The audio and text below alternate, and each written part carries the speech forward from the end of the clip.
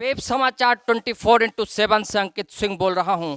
मैं उत्तर प्रदेश के सुल्तानपुर धरती पे सीताकुंड घाट पे मौजूद, जो सुल्तानपुर के दक्षिणी तट पर स्थित है। कहा जाता है कि इस घाट का अपना एक ऐतिहासिक महत्व है। जब प्रभु श्री रामचंद्र जी को 14 वर्ष का वनवास हुआ था, तो सीता और लक्ष्मण जी के साथ इस नदी के घाट पे आकर के एक रात्रि विश्राम किए थे। और इसी महत्व को देखते हुए जब गुरु तेग बहादुर सिंह देशाटन के लिए निकले, तो इस महत्व को देखते हुए वो भी एक रात्रि आकर के विश्राम किए। और आज संतों की जब समागम श्रेणी देशाटन के लिए निकलती है, तो वो भी श्रृंगेरपुर के लिए निकलती है, तो वो भी इस महत्व को समझते हुए आकर के यहाँ एक रात्रि विश्राम करती है। और इस स्थान का ऐतिहासिक महत्व होने के नाते हम इस स्थान से परिचित कराने के लिए आप लोगों के साथ यहाँ मौजूद हैं। और आप देख रहे हैं बारिश का मौसम है, नदी पूरी तौर से उफान पे नजर आ रही है।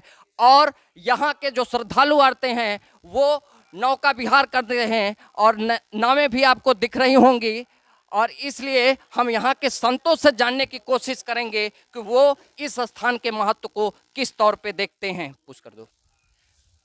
कहा जाता है, इतिहास के पन्नों में सुनने और पढ़ने को मिलता है कि आज भी संतों की जब समागम निकलता है श्रृंगेरपुर के लिए, तो आज भी वो इस स्थान के महत्व को देखते हुए इस घाट पर आकर के एक रात विश्राम करते हैं। और हमारे साथ दो बाबा जी मौजूद हैं, और हम उन बाबा जी से जानना चाहेंगे कि वो इस स्थान के महत्व को किस तौर पे देखते हैं। बाबा जी, आपका नाम क्या है? बाबा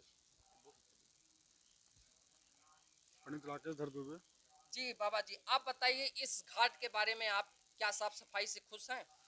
अच्छी साफ सफाई है। यहाँ सभी सुल्तानपुर के लोग, यहाँ पर ब्राह्मण सभी यहाँ पर आते हैं, और यहाँ त्रिपिंडी वगैरह, नारायण बलि वगैरह या पूजा पाठ, अच्छे अच्छे यज्ञ भंडारा सब होते रहते हैं। अच्छा, भंडारा उंडारा होता रहता है। बराबर होता रहता है।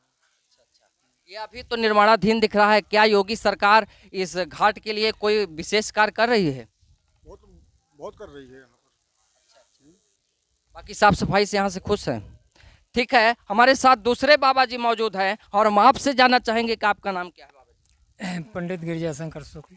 ठीक है बाबा जी, बताइए इस स्थल के बारे में आप कोई ऐतिहासिक घटना का जिक्र। ऐतिहासिक स्थल तो है ही, और बहुत बढ़िया रमणीय स्थान भी है, पर्यटन स्थल भी है। कुछ लोग आते भी हैं यहाँ दर्शनार्थी, और ये विशेष रूप से पूजा पाठ के लिए ये माना गया है हमारे क्षेत्र में। यहाँ पे हमेशा यज्ञ अनुष्ठान, साथ साथ पितृपक्ष में पितरों के तर्पण के लिए अपना नारायण बलि, त्रिपिंडी श्राद्ध आदि सब ब्राह्मण इकट्ठा हुए हैं, करवाते हैं। इसके लिए विशेष महत्व है। जहाँ तक रामचरितमानस की बात करें, तो रामचरितमानस में जिक्र है कि जब प्रभु राम को 14 वर्ष के लिए वनवास हुआ, तो लक्ष्मण और सीता जी के साथ वो भी एक रात विश्राम किए। इस विषय में कुछ कहना चाहेंगे? अब इसके विषय में हम कुछ नहीं कहेंगे, इतिहास तो बता ही रहा है, गवाह है इतिहास। और हमारे पुरुषोत्तम भगवान श्री राम के हाँ विश्राम किए थे। वे हाँ कुछ उनके लड़के कुश जी महाराज छोटे पुत्र, और उन्हीं के नाम पे इस स्थान का जिक्र भी हुआ कि कुछ भवनपुर था, लेकिन बाद में मुग़ल साम्राज्य आया और सुल्तानपुर ज़िले के नाम से किए। लेकिन हमारी योगी सरकार जो है ये अपने पुराने रास्ते पे लेके आ रही है, और इसका नाम भी बदल दिया गया, कुछ भवनपुर हुआ। ये सब जान के हम लोगों को बहुत प्रसन्नता हुई। ये बताइए, कहा जाता है अभी 5 साल पूर्व कुश जी की मूर्ति का यहाँ लोकार्पण हुआ था, तो और उसी को आधार मानते हुए कहीं वहीं से तो पहल नहीं शुरू हुई कि जिले का नाम कुछ भवनपुर रखा जाए? इसके बारे में भाई हम नहीं बताएंगे, दूसरा आप समझ लीजिए ना। ठीक है, बाबा जी से हम लोगों ने जानना चाहा कि इस स्थान के महत्व को किस तौर पे देखते हैं। और अब हम आगे चल करके आपको दिखाते हैं कि यहाँ एक भव्य भागवत का आयोजन किया गया है। बस पुश कर दो।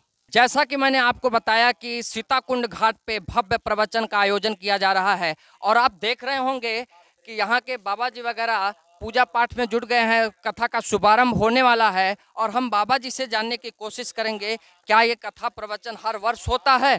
बाबा जी। हाँ जी, जिस राधे राधे। हमारा आचार्य राहुल कृष्ण जी। जी क्या ये प्रवचन हर वर्ष होता है? ये हर वर्ष होता है, लेकिन इस बार विशेष महाराज जी श्रीधाम वृंदावन से पधारे हुए हैं। आचार्य दिनेशानंद मृदुल कृष्ण जी महाराज, उन्हीं के श्रीमुख से 2 से 6 शाम को समय रखा गया है। हाँ जी। अच्छा, कहा जाता है कि प्रभु श्री रामचंद्र जी को जब 14 वर्ष का वनवास हुआ था, तो उस वनवास के दौरान माता सीता और लक्ष्मण जी के साथ वो एक रात त्याग करके इस घाट पे विश्राम किए थे। तब से इस स्थान को ऐतिहासिक स्थान का दर्जा दिया गया। इस विषय में आपका?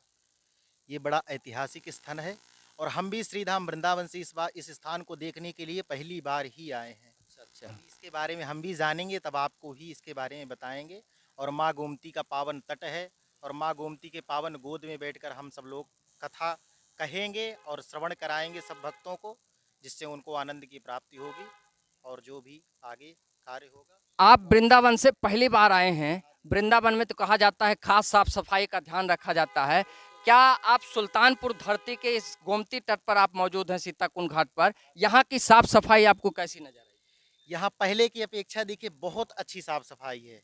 हाँ जी, जैसे गोमती मित्र मंडल वाले जो हैं हमारे सदस्यगण, वो पहले की अपेक्षा जो 9 साल पहले यहाँ व्यवस्था थी उससे 90% लाभ हुआ है। स्वच्छ सफाई का, लाइट की व्यवस्था, हर चीज़ यहाँ पे पहले अच्छी व्यवस्था हुई है पहले से अपेक्षा। इसका मतलब योगी सरकार ने इस घाट के लिए कुछ ना कुछ विशेष कार्य किया है। हाँ जी बिल्कुल, बहुत विशेष किए हैं और आप खुद ही जानते हैं, इसको बताने की ज़रूरत नहीं है। जब से योगी सरकार आई है तब से कुछ लोगों को अच्छा लग रहा है, कुछ लोगों को बुरा लग रहा है। वैसे 5 उंगलियां बराबर नहीं होती हैं, सब लोग अपनी अपनी दृष्टि के अनुसार ही सब व्यक्ति को देखते हैं। तो इसलिए हम लोग तो अच्छा ही मानते हैं और पहले की अपेक्षा हर चीज़ बदलाव आया है, काफ़ी सुविधाएं हुई हैं लोगों को। कहा जाता है कि इस स्थान के महत्व को देखते हुए प्रभु श्री रामचंद्र जी के पुत्र कुश के नाम पर इस जिले का नाम कुश भवनपुर रखा जा रहा है। क्या ये सही है? हाँ जी बिल्कुल, ऐसा ही हम भी श्रवण किए हैं और जैसा कि शास्त्रों में पढ़े हुए हैं, उन्हीं के नाम पर ही यह कुश भवनपुर पड़ा है। हाँ जी। जी हाँ, और एक क्वेश्चन आपसे हम जानना चाहेंगे कि आज भी माना जाता है कि जब संत समागम श्रृंगेरपुर के लिए निकलता है तो आज भी आकर के यहाँ एक रात विश्राम करता है इस स्थान के महत्व को देखते हुए। हाँ जी बिल्कुल, तो संत जो हैं वो एक रात यहाँ विश्राम करते हैं और भजन कीर्तन करते हैं और सत्संग करते हैं, क्योंकि संतों का जीवन ही सत्संग के लिए होता है और उनका एक भी क्षण बर्बाद नहीं करना चाहिए। जैसे होता है ना कि तुलसी संगत हरि कथा, और जो भी है संतों का क्षण और अन्न का कण कभी बर्बाद नहीं करना चाहिए, संसारों के उसमें नहीं लगना चाहिए, हमें सीधे अपनी मुक्ति का मार्ग पूछना चाहिए। तो वो जहाँ आते हैं संत विश्राम करते हैं, तो हमें भी उनसे कुछ शिक्षा ग्रहण करनी चाहिए। यही हमारे जीवन का लाभ है और इसी से हमारे जीवन का। धन्यवाद बाबा जी, आपसे हमें इस स्थान के बारे में बहुत ही अच्छी जानकारी प्राप्त हुई। और ये आप बाबा जी वृंदावन से आए हुए थे, उन्होंने यहाँ की साफ सफाई को देख करके काफ़ी प्रसन्न है। यहाँ तक कि योगी सरकार इस स्थान के लिए एक विशेष कार्य कर रही है।